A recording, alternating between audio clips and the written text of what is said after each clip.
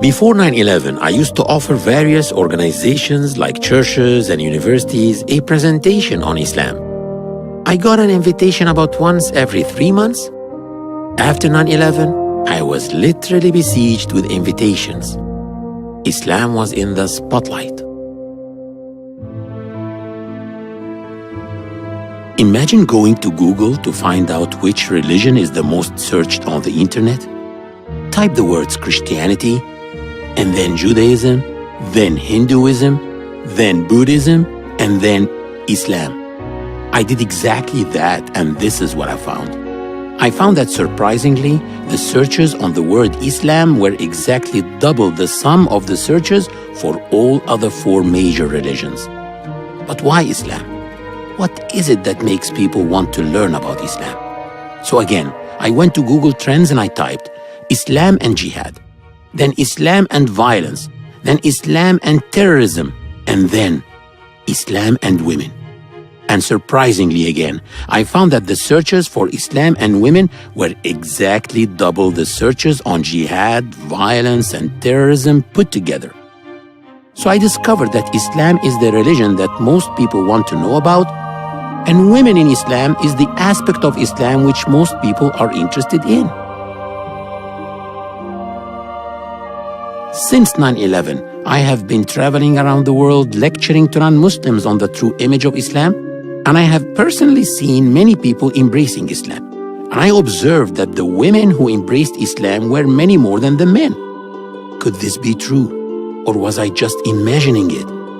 So I said to myself, let me check it out.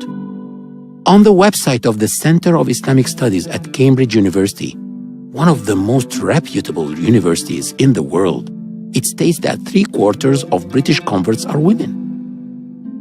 Gothenburg is the second largest city in Sweden. Imam Ahmed al-Mufti is the director of Gothenburg Mosque.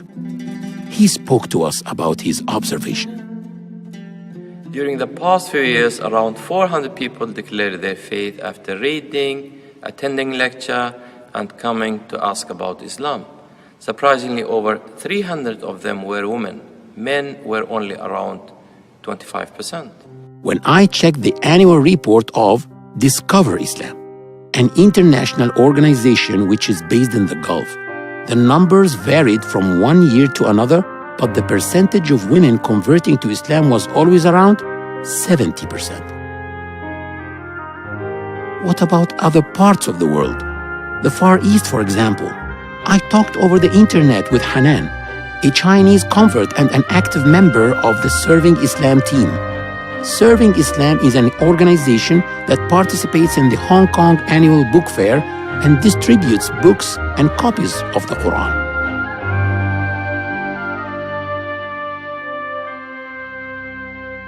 In the year 2009 to 2010, for example, over 100 people have embraced Islam, and 97% of those were women.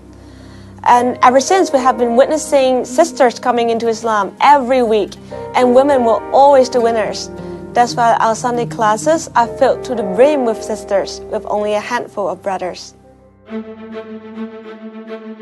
That now it's really coming down to a challenge for us, because the Islamic law that the jihadists want to impose upon the world would deny basic things that we take for granted: freedom of speech, freedom of conscience, the equality of dignity of all people before God, the equality of rights of men with women. Women especially are in a predicament in the Muslim world. I have decided to challenge and bring Allah to justice on serious charges like discrimination against women. Where is the Muslim feminists? Very few of them exist. Sharia law does not allow equality of rights for non-Muslims and for women. If the reputation of Islam is that it oppresses women and discriminates against them, then logically, it should attract more males than females. But it doesn't. It attracts more women than men. So what is the secret? What in the world attracts women to Islam?